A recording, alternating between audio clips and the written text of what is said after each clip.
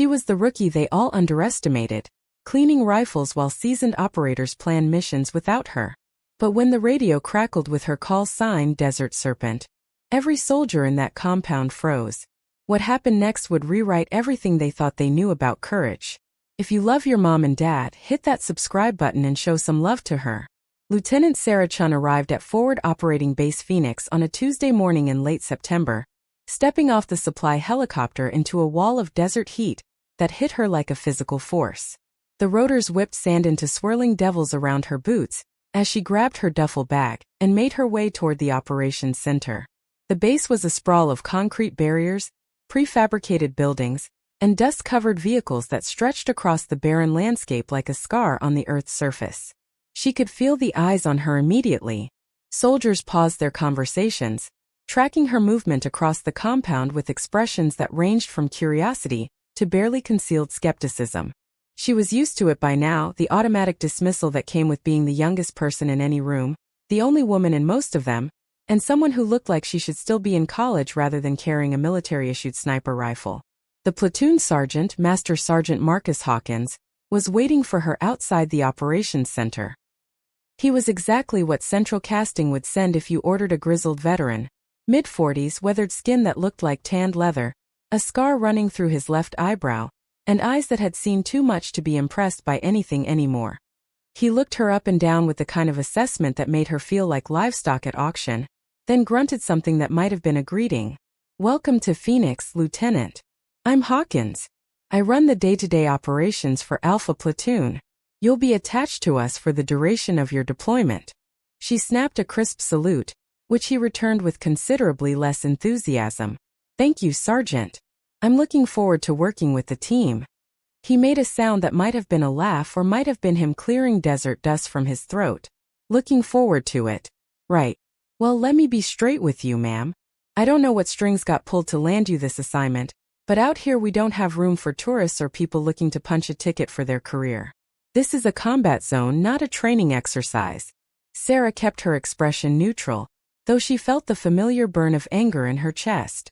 She'd heard variations of this speech a dozen times before, from instructors who assumed she'd wash out, from fellow officers who thought she'd gotten her position through affirmative action rather than merit, from men who simply couldn't accept that someone who looked like her could do what she did.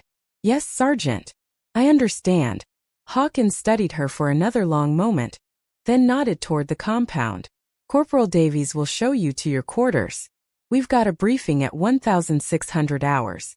Until then, I'd suggest you get acclimated and try not to get in anyone's way." And with that dismissal, he turned and walked back into the operations center, leaving her standing alone in the dust. The next 2 weeks were an exercise in patience and humiliation. Sarah had expected some level of hazing, the standard testing that any new member of a tight-knit unit would face, but this went beyond the usual. She was systematically excluded from mission planning sessions. When she asked about patrol rotations, she was told they were still evaluating where to place her. Instead, she was assigned to equipment maintenance, spending her days in the armory cleaning weapons, checking inventory, and performing tasks that any private fresh out of basic training could handle. The other members of Alpha Platoon treated her with a mixture of polite distance and patronizing courtesy. They called her ma'am with just enough emphasis to make it sound like an insult, offered unsolicited advice on everything from how to hold her rifle to how to properly fill out requisition forms, and spoke around her rather than to her during meals in the dining facility. Staff Sergeant Rodriguez was particularly insufferable. He was the platoon's senior sniper, a role he wore like a crown, and he seemed personally offended by her presence. On her 5th day at Phoenix, he found her at the range, practicing with her rifle during her off hours. He watched for a few minutes, arms crossed, then wandered over with the kind of smile that didn't reach his eyes. "Not bad grouping, Lieutenant. For someone who probably qualified on paper targets in perfect conditions. You ever take a shot when someone's shooting back at you?" She lowered her rifle and turned to face him. "Once or twice, Sergeant." He laughed. "Once or twice. Right. Well, out here it's a different game. Wind, heat shimmer, moving targets, stress, fatigue. It's not like the range back at Quantico or wherever they sent you. Maybe you should focus on the basics before you start thinking you're ready for the real thing." What Sarah wanted to say was that she'd made confirmed kills at distances he probably couldn't imagine, under conditions that would have broken him, against targets who were among the most dangerous men in the region. What she wanted to tell him was that while he was running standard patrols and pulling garrison duty, she'd been operating alone in hostile territory, sleeping in caves, eating whatever she could scavenge, and eliminating high-value targets with a precision that had earned her a classified commendation from a general whose name she still wasn't cleared to know. What she wanted to do was invite him to a competition right there on the range, and humiliate him so thoroughly that he'd never question her again. Instead she said, "You're absolutely right, Sergeant. I appreciate the advice," and went back to her shooting. Because that was the mission now. Her real mission, the one that superseded everything else. Stay invisible. Stay unremarkable. Let them think she was exactly what they assumed. A diversity hire, a political appointment, someone who'd gotten her position through connections rather than capability. The Pentagon's exfiltration strategy had been clear. After 3 years operating as Desert Serpent, she'd become too valuable to lose and too exposed to continue. Insurgent groups had placed a bounty on her head large enough to buy a small army. Her face had never been photographed, her real name never discovered, but the net was tightening. Intelligence analysts estimated she had maybe 6 months before someone put the pieces together. So they'd pulled her out, scrubbed her records, and reassigned her to conventional forces under her real name and rank. The theory was simple. Hide in plain sight. No one would connect the legendary Desert Serpent, the ghost who'd killed 37 high-value targets in 3 years, with a fresh-faced lieutenant who couldn't even get assigned to patrol duty. But knowing the strategy was sound didn't make it any easier to swallow her pride day after day. Sarah had always been competitive, driven by a need to prove herself that had pushed her through West Point, through Ranger School, through sniper training where she'd outperformed 90% of her class. Being forced to hide that competence, to let people like Rodriguez condescend to her without response, felt like wearing a shirt made of sandpaper. Still she endured. She cleaned weapons until they gleamed. She organized the armory with obsessive precision. She volunteered for every tedious task that no one else wanted. And at night, alone in her quarters, she maintained her real skills. She studied intelligence reports on local insurgent groups, memorized terrain maps, kept her body in peak condition with punishing workout routines, and dry-fired her rifle until the trigger pull was as natural as breathing. 3 weeks into her deployment, the routine was shattered. Sarah was in the armory performing maintenance on a batch of M4 carbines when Lieutenant Morrison rushed in. His face was flushed, and she could see the adrenaline in the slight tremor of his hands. "We've got a situation. High-value intelligence indicates a major weapons transfer happening 30 clicks north of here in about 6 hours. This could be the break we've been waiting for. The entire platoon is mobilizing." She looked up from the rifle she was cleaning. "Do you need me to prep additional weapons?" He blinked at her like he'd forgotten she could speak. "What? No, we're good. I just need you to make sure all the spare ammunition is accounted for and loaded on the trucks. And maybe prep some backup weapons in case, something happens to our primary gear." She swallowed the bitter taste in her mouth and nodded. "Of course, sir. I'll take care of it." She watched from the armory doorway as Alpha Platoon prepared to roll out. Hawkins was barking orders, coordinating with air support, checking equipment with the focused intensity of a man who'd done this 1,000 times. Rodriguez and the other snipers were going over their gear with meticulous care, discussing firing positions and angles of approach. The younger soldiers, the riflemen and machine gunners, moved with nervous energy, checking and rechecking their ammunition, adjusting their body armor, trying to burn off the anxiety that came before combat. No one looked in her direction. No one suggested she might be useful. She was the person who counted bullets, not the person who fired them. They loaded into the MRAPs and Humvees, a column of armored vehicles that kicked up enormous clouds of dust as they rolled toward the main gate. Sarah stood and watched until they disappeared into the desert haze, then turned and went back to the armory. She had spare ammunition to count. The base felt hollow with most of Alpha Platoon gone. Sarah went through the motions of her assigned tasks, but her mind was elsewhere, tracking the mission timeline, imagining the approach, the setup, the waiting. She knew this area. She'd operated here 18 months ago under her old identity, tracking a weapons smuggler named Bashir who ran routes through the northern valleys. She knew the terrain, the villages, the caves where insurgents liked to cache supplies. If she'd been included in the planning session, she could have warned them about the wadi system that looked like perfect cover but turned into a fatal funnel if you got pinned down. She could have identified the 3 hilltops that offered the best overwatch positions. She could have told them that the local insurgent commander, a man named Khalid Rahman, was fond of setting up ambushes disguised as intelligence opportunities. But she hadn't been in the planning session. She'd been counting ammunition. For hours after the platoon departed, the radio traffic started getting tense. Sarah was in the operations center, technically there to deliver some paperwork, but really because she couldn't stand being isolated in the armory while her unit was in potential danger. The radio operator, a young specialist named Kowalski, was monitoring multiple frequencies, and Sarah could hear the chatter from the patrol. They'd reached the target area and were setting up positions. Everything sounded routine, almost boring. Then the tone changed. Contact right. Contact right. Multiple shooters on the ridgeline. The operations center exploded into controlled chaos. The officer on duty, Captain Peters, started coordinating with air support, while simultaneously trying to get a clear picture of what was happening.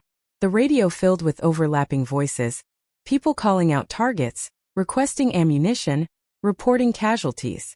Sarah's hands clenched into fists as she listened to her platoon getting torn apart. The ambush had been perfectly planned.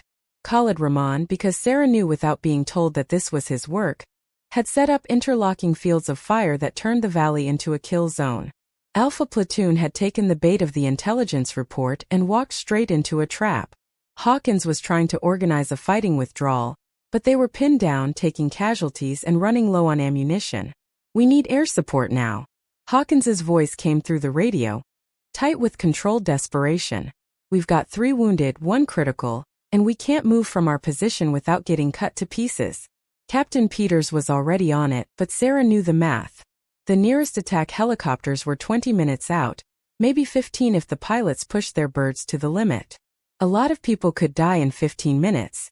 She stood there, listening to her platoon fight for survival, feeling utterly helpless. This was the cost of her cover, the price of staying hidden. Men were dying because she couldn't risk revealing who she really was, what she could really do. The radio crackled with more bad news. Rodriguez had been hit. The platoon's senior sniper was down. The insurgents were maneuvering, trying to flank the American position. Hawkins was running out of options. Then Sarah heard a voice that made her blood freeze. It came through on the Taliban frequency that they monitored. A voice speaking in accented but fluent English, taunting them. "American soldiers, you have walked into your graves. We know your positions. We know your strength. We know that help is too far away. Surrender now, and perhaps some of you will live to see your families again. Resist, and you will all die in this valley. Your bones will bleach in the sun as a warning to others." Sarah's breath caught in her throat. She knew that voice. Khalid Rahman. She'd tracked him for 8 months during her time as Desert Serpent, learning his patterns, his habits, his methods. He was smart, ruthless, and careful.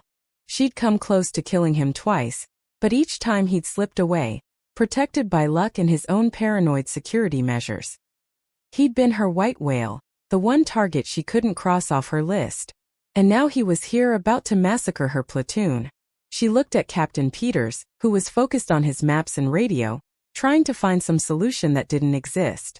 She looked at the clock on the wall, counting down the minutes until air support could arrive. She looked at the radio, crackling with the sounds of men fighting and dying, and she made a decision. Sarah walked out of the operations center with purpose in her stride. She went straight to her quarters and opened the footlocker at the end of her bunk. Hidden beneath her civilian clothes and personal items was a sealed container, marked with security classifications that would make most people's eyes water. Inside was her old gear. Her custom rifle, built to her exact specifications, with a trigger pull she could measure in ounces and a barrel she'd personally tested to 5,000 rounds. Her rangefinder, her wind meter, her ballistic computer. Her old uniform, fitted and worn, familiar as a second skin. And her old radio, encrypted with codes that technically she shouldn't still have access to, but that no one had bothered to confiscate because no one knew she'd been important enough to have them in the first place. She geared up with swift, practiced efficiency. Every movement was automatic muscle memory from 1,000 repetitions. She loaded her magazines with the precise ammunition she preferred, checked her scope's zero, and grabbed her ghillie suit from the bottom of the container. In 5 minutes she transformed from Lieutenant Sarah Chen, rookie officer who couldn't be trusted with patrol duty, into Desert Serpent, the most effective sniper in theater. She slung her rifle and walked back out into the compound. A few soldiers stared at her, confused by the transformation, but she ignored them. She went straight to the motor pool and commandeered a dirt bike, the kind the base used for quick reconnaissance runs.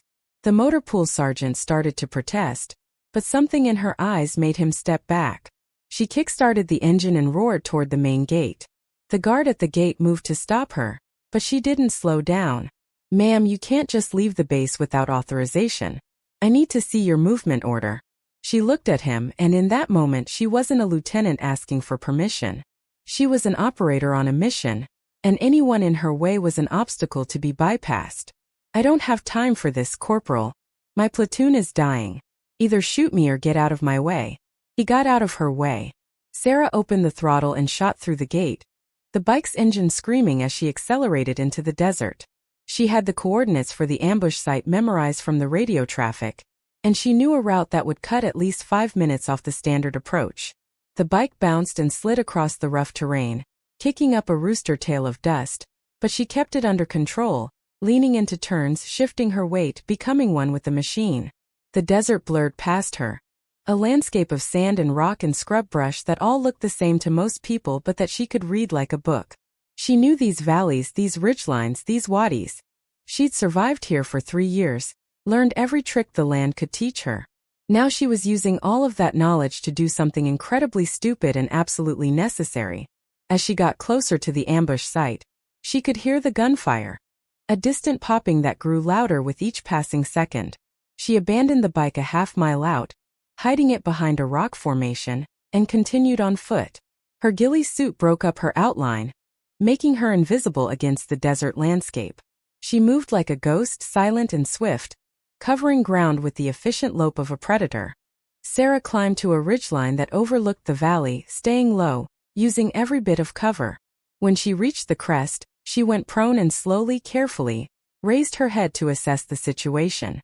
What she saw was bad. Alpha Platoon was pinned down in a shallow depression, their vehicles providing minimal cover against the withering fire coming from multiple positions. She could see bodies, whether dead or wounded she couldn't tell from this distance. The insurgents had set up machine gun positions on 3 different hilltops, creating interlocking fields of fire that made movement suicidal. And there, directing the battle from a technical truck about 800 meters away, was Khalid Rahman.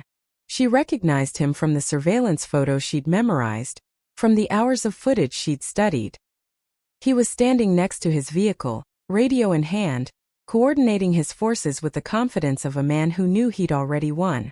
Sarah set up her shooting position with calm precision.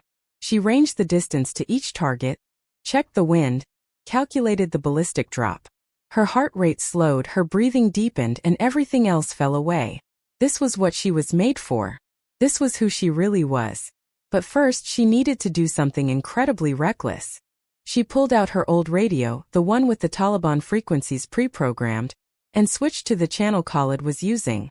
She took a breath, and then she keyed the mic and spoke 2 words in Arabic. Desert Serpent. The effect was immediate and electric. The radio chatter exploded with panicked voices. "Impossible. She's dead. She disappeared years ago. It's a trick." "It's not a trick," Sarah transmitted, still speaking in Arabic. "I'm here, Khalid. I've been hunting you for a long time. And now I've found you." The insurgent fire slackened as confusion spread through their ranks. Desert Serpent was a legend, a ghost story they told to scare new recruits. She was the invisible death that had killed dozens of their commanders, the phantom who appeared from nowhere and vanished like smoke. Some claimed she was supernatural, that bullets passed through her without harm. Others said she was a myth invented by American intelligence to explain their own successful drone strikes. But Khalid knew better. He'd lost too many friends, too many allies, too many trusted commanders to Desert Serpent's rifle.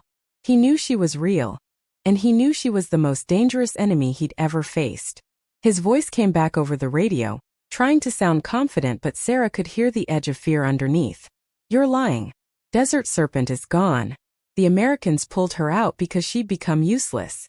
You're just another soldier trying to frighten us with ghost stories. Sarah smiled without humor. You remember Ahmed Hassan? She said. I shot him through the window of his safe house in Kandahar. You remember Nasir al-Baghdadi? I killed him and his 3 bodyguards in their car on the road to Kabul. You remember your cousin Tariq? I put a bullet through his heart from 900 meters while he was meeting with the Pakistani ISI liaison. Shall I continue, Khalid? Silence on the radio. She could imagine his face, the realization dawning that this wasn't a bluff. Then you should have killed me when you had the chance, he snarled. You failed twice. 3rd time I'll make sure there's no 4th. 3rd time is the charm, Sarah agreed. And she squeezed the trigger. The rifle bucked against her shoulder with familiar force. Through her scope she saw Khalid's head snap back. A pink mist replacing where his face had been a fraction of a second before. He dropped like a puppet with cut strings, and the radio fell from his dead hand. Sarah didn't pause to admire her work. She was already transitioning to the next target, the machine gunner on Hilltop 1. Breathe, aim, squeeze. The machine gunner slumped over his weapon. Transition. The spotter next to him trying to figure out where the shot came from. Breathe, aim, squeeze. Down. Transition. Hilltop 2, another machine gunner. This one was smarter, already diving for cover but not smart enough. Breathe, aim, squeeze. She caught him mid-dive and he didn't get back up. The insurgent attack was falling apart. With their commander dead and their heavy weapons positions being eliminated by an invisible shooter, panic was setting in. Some of the fighters were trying to retreat. Some were firing wildly in all directions, hoping to hit the phantom that was killing them. Sarah kept working, methodical and relentless. Every shot was a question with only one answer. Every trigger pull was a promise kept. She was Desert Serpent again, and Desert Serpent didn't miss. Down in the valley, Alpha Platoon was recovering from their shock and starting to fight back effectively. Hawkins, veteran that he was, recognized what was happening and started organizing a counterattack. With the machine gun positions silenced and the enemy in disarray, his men pushed forward, their training and discipline overwhelming the confused insurgents. Sarah continued to provide overwatch, taking out anyone who tried to set up a defensive position or rally the retreating fighters. She was in the zone, that magical place where time seemed to slow down and every action flowed with perfect clarity. Her rifle was an extension of her will, and her will was death to anyone who threatened her platoon. The battle, which had seemed like a certain disaster 20 minutes ago, turned into a rout. The surviving insurgents broke and ran, abandoning their weapons, their vehicles, their wounded. Alpha Platoon secured the valley, checked for booby traps and remaining threats, and began treating their wounded. Sarah stayed in position, still providing overwatch, until she was certain the danger had passed. Only then did she safeguard her weapon and start the long walk back to where she'd left the bike. She was halfway there when she heard the helicopters approaching. The air support that had been too far away to help during the battle was finally arriving. She watched them circle the valley, the pilots probably confused about why they were seeing American forces celebrating victory instead of fighting for survival. Sarah retrieved her bike and rode slowly back to base, exhaustion starting to set in now that the adrenaline was fading. She'd been running on pure focus and determination, but now her body was reminding her that she just performed at peak capacity for an extended period. Her hands were trembling slightly as she guided the bike back through the desert. The sun was setting, painting the sky in shades of orange and red that would have been beautiful if she'd had any capacity left to appreciate beauty. When she rode through the gate at Forward Operating Base Phoenix, there was a reception committee waiting. Captain Peters, several MPs, and what looked like half the remaining base personnel were standing there watching her approach. She parked the bike, dismounted, and faced them with her chin up and her shoulders squared. She'd known there would be consequences. She'd disobeyed orders, left base without authorization, and engaged in combat without clearance. By the book, she could be court-martialed. But she'd also just saved an entire platoon from annihilation, so maybe that would count for something. Captain Peters stepped forward, his expression unreadable. Lieutenant Chen, would you mind explaining what the hell you just did? Before she could answer, She heard the sound of vehicles approaching from the opposite direction. The platoon was returning. The MRAPs and Humvees rolled through the gate, battered and bullet-scarred but intact. The ramps dropped and men dismounted, moving with the stiff, careful motions of people who just survived something terrible and couldn't quite believe they were still alive. Hawkins was one of the first out. He had blood on his uniform, though Sarah couldn't tell if it was his or someone else's. His face was a mask of dust and exhaustion, but his eyes were sharp as he scanned the crowd. When he spotted Sarah, he walked straight toward her, and the crowd parted to let him through. She braced herself for the confrontation, for the anger, for the recriminations about her unauthorized actions. Hawkins stopped directly in front of her. For a long moment he just stared at her, his expression impossible to read. Then he held out his hand. "That was some of the finest shooting I've ever seen in my life," he said quietly. "You saved my men. You saved me. I don't know who you really are or what you've been hiding, but thank you." Sarah shook his hand, feeling something tight in her chest finally start to loosen. "You're welcome, Sergeant." Rodriguez was next, being helped by 2 other soldiers because he'd taken shrapnel to the leg. He looked at her with something like awe. "Desert Serpent," he said, shaking his head. "The actual Desert Serpent. I've heard stories about you for years. I thought you were a myth." "Mostly myth," Sarah said with a faint smile. "Little bit real." The other members of the platoon crowded around, wanting to shake her hand, to thank her, to hear the story. She saw the change in their eyes, the transformation from dismissal to respect, from condescension to genuine admiration. It should have felt good. It should have been a moment of triumph. Instead, she felt mostly tired and a little bit sad, because she knew what came next. Sure enough, within an hour of the platoon's return, she was summoned to the base commander's office. Colonel Travis was a career officer with 30 years of experience, and the kind of face that gave nothing away. He gestured for her to sit, and she did, still in her dust-covered gear, her rifle propped against the chair beside her. "I just got off a very interesting call with some very highly classified people at the Pentagon," the colonel said. "They're very concerned about what happened today. They're also very impressed but mostly concerned." Sarah said nothing, waiting. "You broke your cover," the colonel continued. "You revealed an identity that was supposed to stay buried. You've potentially compromised ongoing operations and exposed yourself to significant danger. The price on Desert Serpent's head hasn't gone away, Lieutenant. If anything, it's probably just increased." "I know, sir," Sarah said quietly, "but my platoon was dying.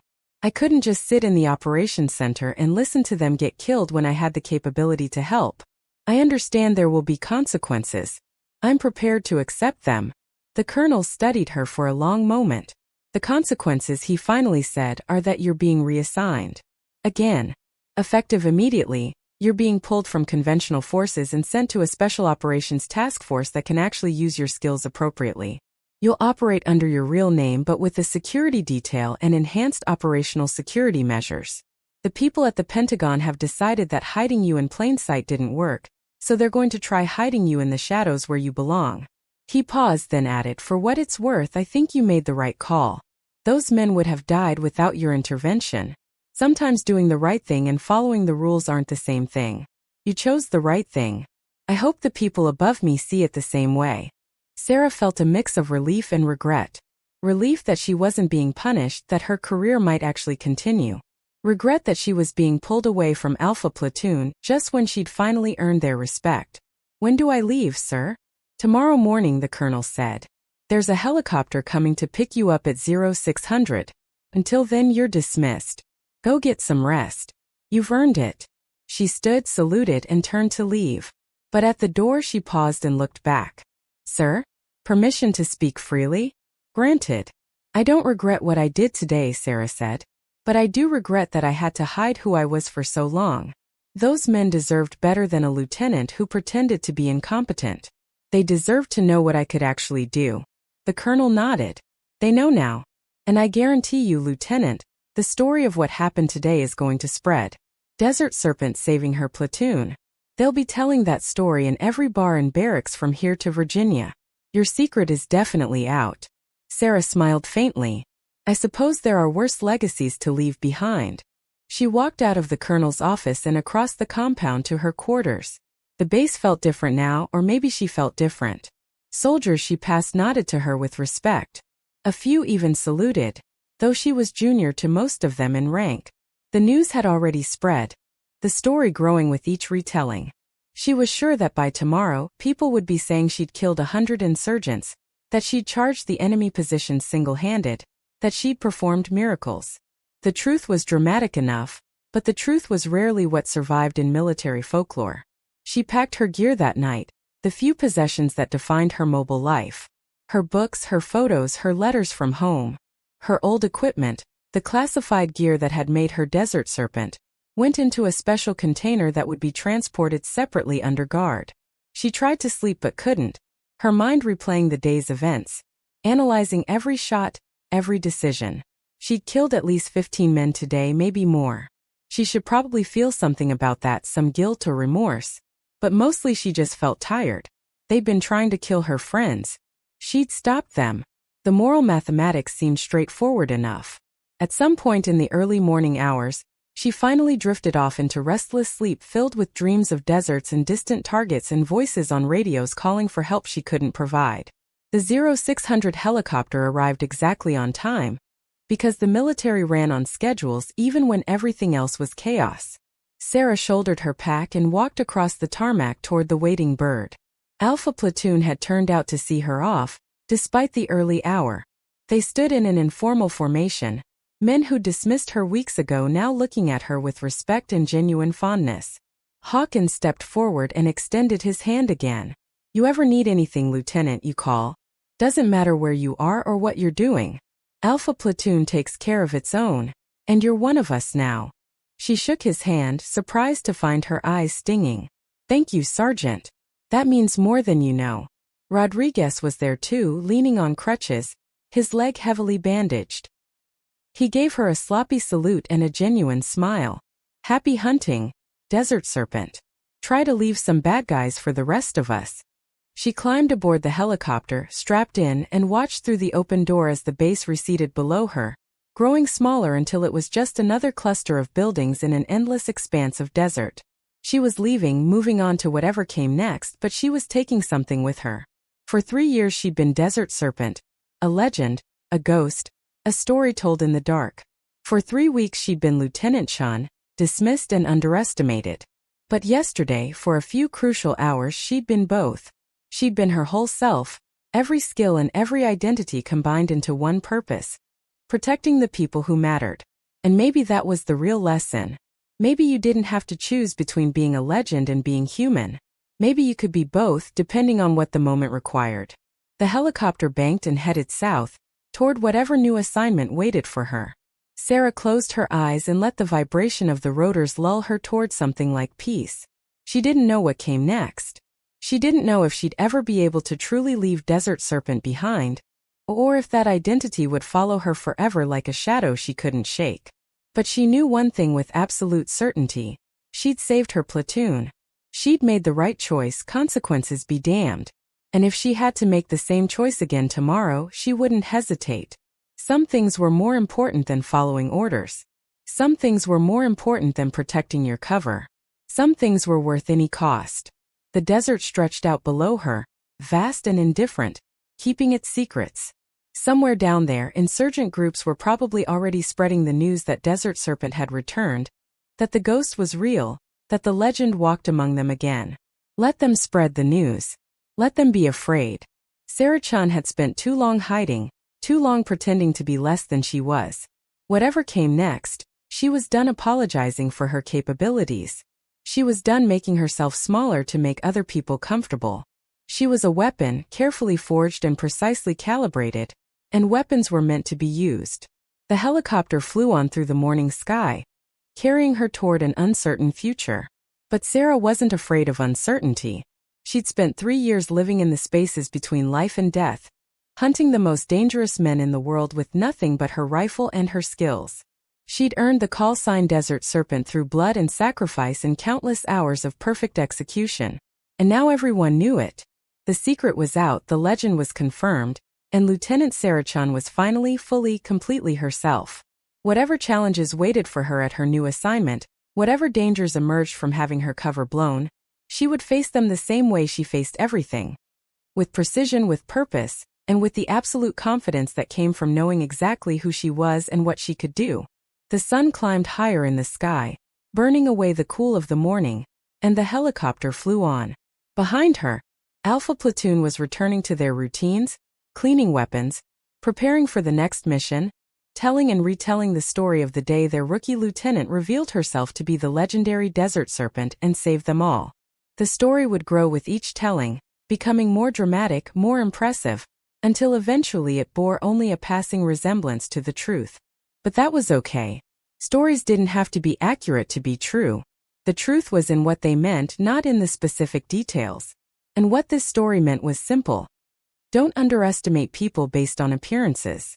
Don't assume you know someone's capabilities based on their age, or their gender, or their rank. Don't treat people like trainees when they might be legends in disguise. It was a good lesson. Sarah hoped someone would learn it. The helicopter began its descent toward a forward operating base Sarah had never seen before, where new missions and new challenges waited. She checked her rifle one more time, a habit so ingrained it was automatic, and prepared to meet whatever came next. She was Desert Serpent. She was Lieutenant Sarah Chen. She was both and neither and everything in between. And she was ready. Now we want to know, from which part of the country are you watching this video?